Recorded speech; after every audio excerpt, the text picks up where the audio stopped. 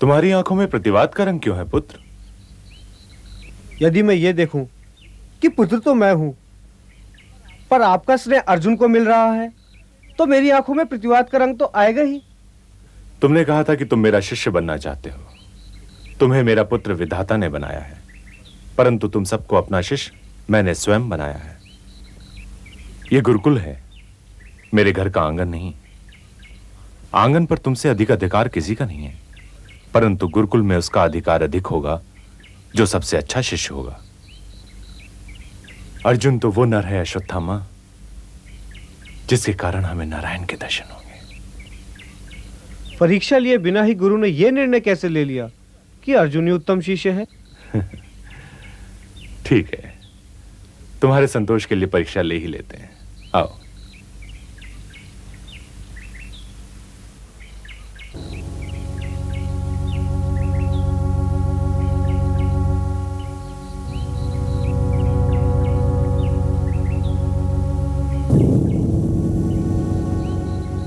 राजकुमारों, इस वृक्ष पर एक पक्षी रूपी यंत्र है जो तुम सबका लक्ष्य होगा। युधिष्ठिर। जी गुरुदेव। लक्ष्य साधो। क्या देख रहे हो? आकाश, पृथ्वी। नहीं। दुर्योधन। जी गुरुदेव। इस वृक्ष पर एक पक्षी है। जी गुरुदेव। लक्ष्य साधो।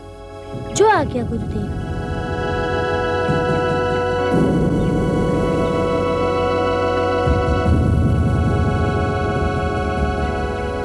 क्या दिखाई दे रहा है? पत्तियों में छुपा हुआ एक पक्षी गुरुदेव। ठीक है। बाण चलाऊं? नहीं। जी गुरुदेव। अश्वत्थामा। जी गुरुदेव। लक्ष्य साधो। जो आज्ञा गुरुदेव।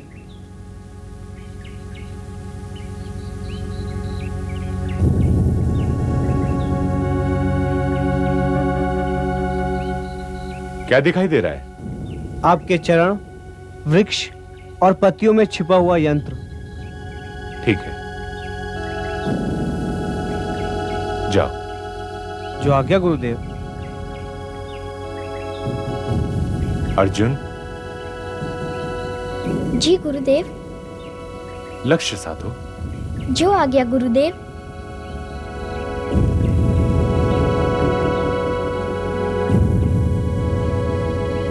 क्या दिखाई दे रहा है? मुझे तो केवल पक्षी का सिर दिखाई दे रहा है गुरुदेव।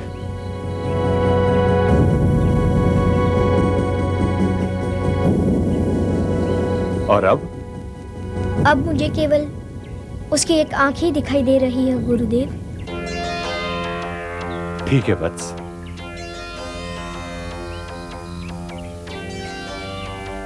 धनुर्धर को उसके लक्ष्य के अतिरिक्त और कुछ दिखाई नहीं देना चाहिए। आपका ये शिष्य क्षमा चाहता है गुरुदेव।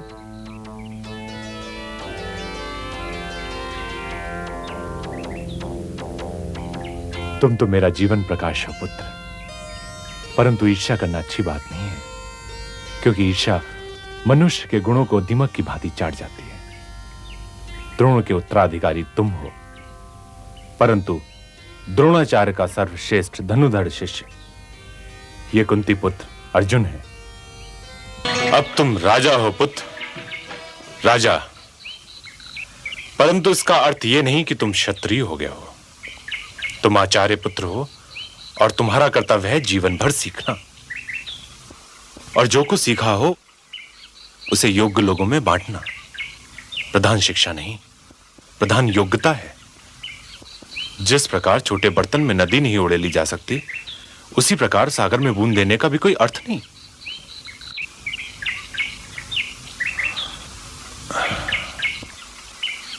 क्या सोच रहे हो पुत्र? बहुत दिनों से एक प्रश्न में उलझा हुआ हूं। क्या जाने से पहले वो प्रश्न कर लूं? प्रश्न है किससे? पिता से या गुरु से? गुरु से। पूछो। आपने एकलव्य से गुरु दक्षिणा में उसका अंगूठा क्यों लिया? क्या इसलिए कि वह क्षत्रिय नहीं था? क्षत्रिय तो तुम भी नहीं हो पुत्र। परंतु मैं ब्राह्मण तो हूं। पहले मनुष्य आया या जातियां? केवल जन्म से कोई ब्राह्मण नहीं बन सकता। जिस दिन ब्राह्मण अपना कर्तव्य भूल जाएगा, ब्राह्मण नहीं रह जाएगा। एकलव्य से मैंने उसका अंगूठा इसलिए नहीं लिया था कि वो ऊंची जाति का नहीं था, क्योंकि विद्या पर किसी जाति का अधिकार नहीं है और ना ही हम किसी पर विद्या का द्वार बंद कर सकते। एकलव्य से मैंने उसका अंगूठा इसलिए लिया था कि उसने विद्या ली नहीं, उसने विद्या चुराई थी। इसलिए उस विद्या पर उसका कोई अधिकार नहीं। यदि वो कोई ब्राह्मण या क्षत्रिय रहा होता तब भी मैंने उसका अंगूठा बधाई हो कृपाचार्य, आप कुरुसेना के प्रधान सेनापति होने से बच गए। ये आप कैसी बातें कर रहे हैं पिताश्री? मैं मानता हूं कि पांडव हमारे शत्रु नहीं हैं, वे तो मेरे गुरु भाई भी हैं, किंतु जब आप दुर्योधन के पक्ष में युद्ध का निर्णय ले चुके तो फिर यह दुविधा क्यों? यही तो दुविधा का कारण है वत्स। शत्रु पर प्रहार करना तो सहज होता है, परंतु जो अपने प्रिय हो उनके शरीर को वेदने वाला बाण तो स्वयं अपने हृदय को भी वेद जाता है ना। तो फिर आप युद्ध क्यों कर रहे हैं मामाश्री? इसका कारण दुर्योधन ही जानता है पुत्र। हम उसके नमक के ऋणी हैं, कृतज्ञ हैं। उसकी रक्षा करते हुए वीर गति को प्राप्त हो जाने के लिए विवश हैं। इसलिए निर्णय हमारे हाथ में नहीं है। हां, तुम उसके ऋणी नहीं हो। मैं ऋणी तो नहीं हूं, किंतु मैं विश्वासघाती भी नहीं हूं। दुर्योधन की विजय हो या पराजय, मैं उसके पक्ष में हूं और उसके पक्ष में रहूंगा।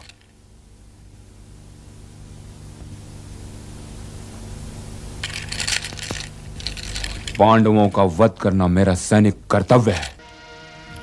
न तो मैं कभी उन्हें क्षमा कर सकता हूं मित्र, और न ही कभी अपने पिता का वध भूल सकता हूं, किंतु ये मेरी व्यक्तिगत समस्या है।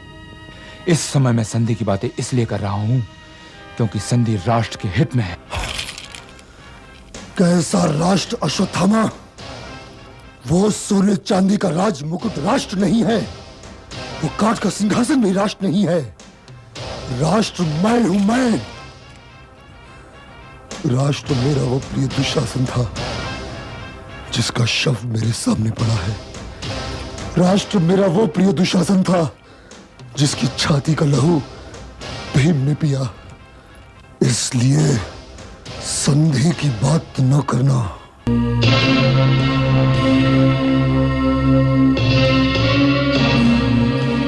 आप दोनों यहां रुकिए, ये मेरा युद्ध है, किंतु आप दोनों से मैं आशा अवश्य करता हूं कि आप यहां से किसी को भागने का अवसर नहीं देंगे। ये युद्ध दुर्योधन की पराजय पर समाप्त नहीं होगा। ये युद्ध समाप्त होगा एक सन्नाटे पर, एक शून्य पर। यदि दुर्योधन नहीं तो पांडव भी नहीं होंगे। इसी रणभूमि में दुर्योधन के शव के साथ साथ उन पांडवों के शव भी होंगे।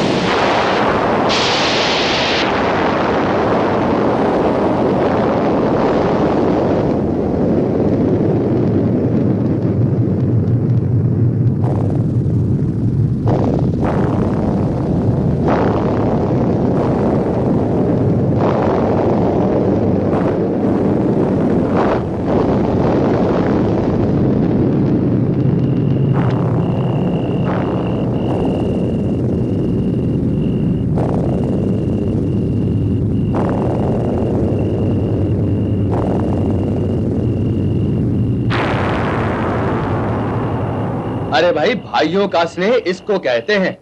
आज विजय की पहली रात है। पांचों भाई एक साथ एक ही शिविर में सोए हुए हैं। चलो।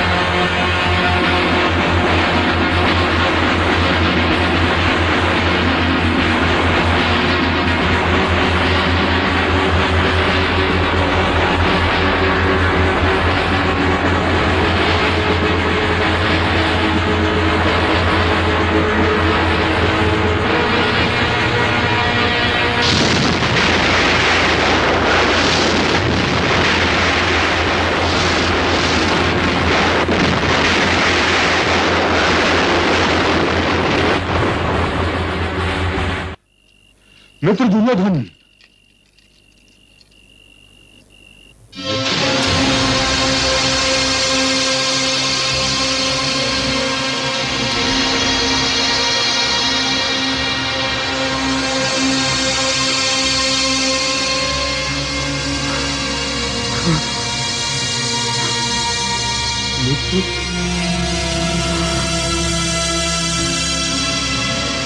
मित्र, ये शुभ समाचार सुनने के लिए तो रुक गए होते कि मेरा प्रतिशोध पूर्ण हुआ।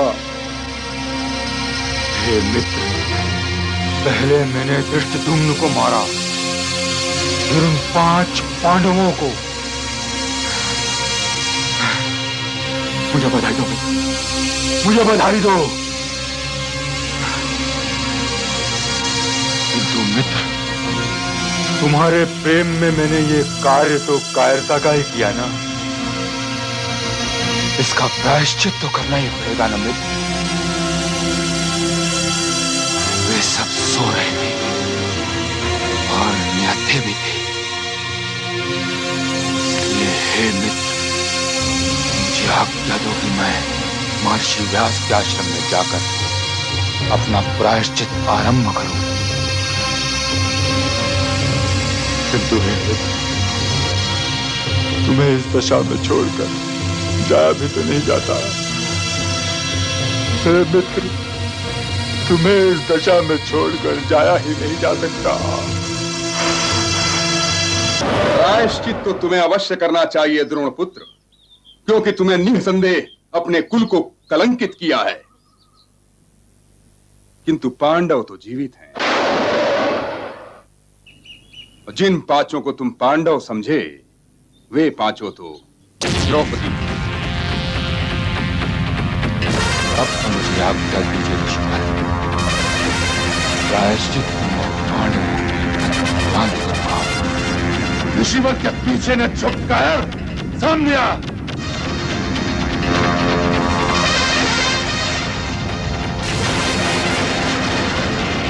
प्रणाम ऋषिवर।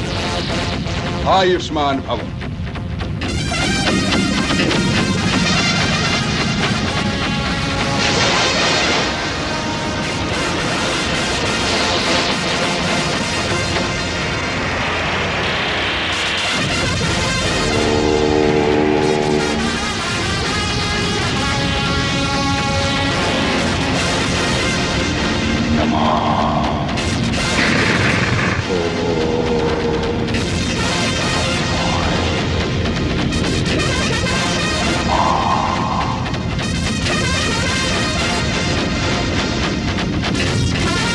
ब्रह्मास्त्र, पांडवों का सर्वनाश कीजिए।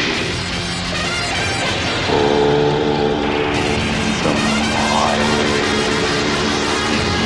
नमः।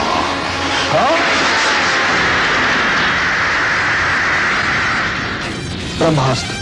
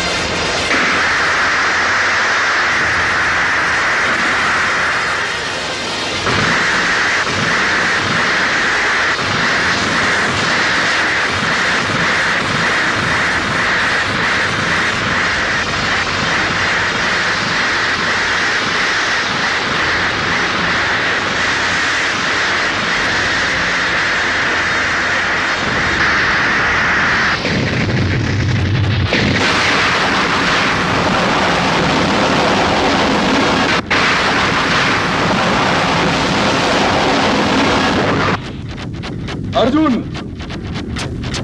अश्वत्थामा, ये वो अस्त्र है जो भूमंडल को नष्ट कर देगा। लौटा लो इस अस्त्र को।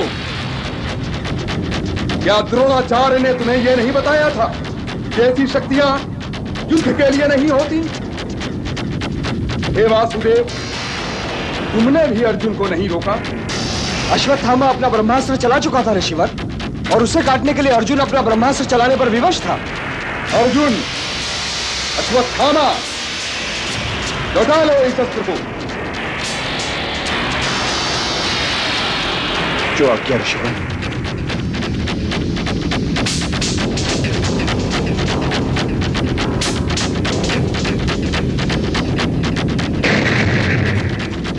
देख क्या रहे हो अश्वत्थामा, लौटाओ अपना ब्रह्मास्त्र। मुझे यह अस्त्र लौटाना नहीं आता ऋषिवर। लौटाना नहीं आता तो फिर चढ़ाया क्यों था मूर्ख? दिशा बदल अपने अस्त्र की। क्या तू स्वयं अपने अस्त्र की शक्ति भी नहीं जानता? क्या तू यह भी नहीं जानता कि यदि रचयिता का अस्त्र चलेगा तो फिर क्या बच सकता? क्या तू यह चाहता है कि परमपिता ब्रह्मा को किसी और भूमंडल की रचना करनी पड़े? 5 बालकों के रक्त में डूबे हुए ब्रह्मा, दिशा बदल अपने अस्त्र की। अरे मूर्ख, यदि पांडव न रहे तो क्या तू निर्माण करेगा उस समाज का जिसमें मनुष्य का आत्मसम्मान सुरक्षित रहेगा? क्या तेरी ये लहू भरी आंखें मानव जाति को किसी उज्जवल भविष्य का सपना दिखा सकेंगी? नहीं, इसलिए दिशा बदल अपने अर्थ की अश्वत्थामा। दिशा तो अवश्य बदल दूंगा ऋषिवर, किंतु ये जाएगा फिर भी पांडवों की ही ओर। यदि उनका नाश नहीं कर सकता तो उनके बीज को अवश्य नष्ट कर दूंगा।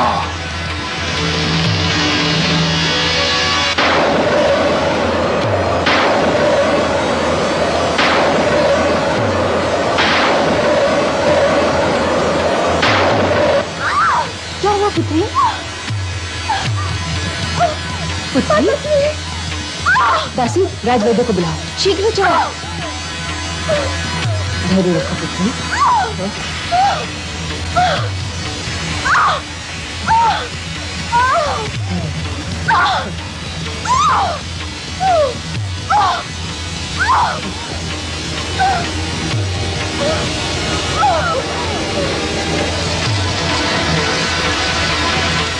हे अश्वत्थामा, तुम एक अति घिनौने व्यक्ति हो। जिसका स्पर्श कीचड़ को भी मैला कर देगा। क्या तुम ये समझते हो कि तुम अपने ब्रह्मास्त्र के दुरुपयोग से अभिमन्यु पुत्र की उत्तरा के गर्भ में ही हत्या कर सकते हो तो उसे कोई जीवित नहीं कर सकता? ये वासुदेव कृष्ण उसे जीवन दान देगा और तुम समय की चरम सीमा तक पृथ्वी पर अपने कभी न समाप्त होने वाले जीवन का शव उठाए भटकते रहोगे, अकेले अपने इस घोर पाप का बोझ उठाए संवेदना के स्नेह लेप के लिए तरसते हुए अश्वत्थामा। और आज तुम्हारे माथे पर जहां एक मणि दमक रही है अश्वत्थामा, वहां एक घाव होगा जो सदैव रिश्ता और दुखता रहेगा। बड़े भैया, इसके माथे से यह मणि निकाल लीजिए, क्योंकि यह मानव जाति की धरोहर है। ठहरिए, ये मणि ले लीजिए वासुदेव।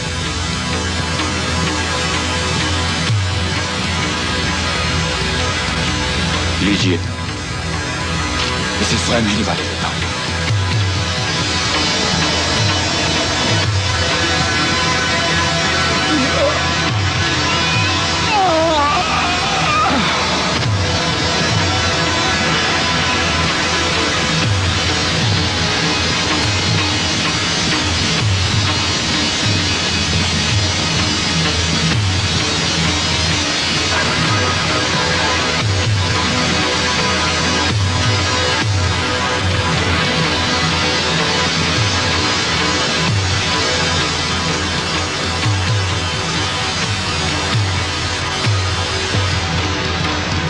हे वासुदेव, लीजिए, ये मणि स्वीकार कीजिए,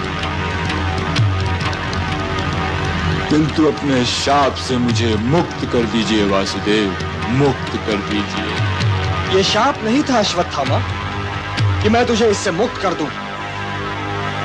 यह तो तेरे पापों का भुगतान है,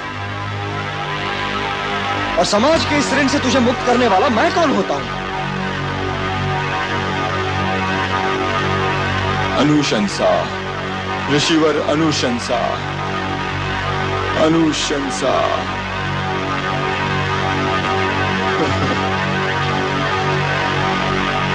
बड़े भैया, ये मणि ले लीजिए, हमें उत्तरा के पास भी जाना है।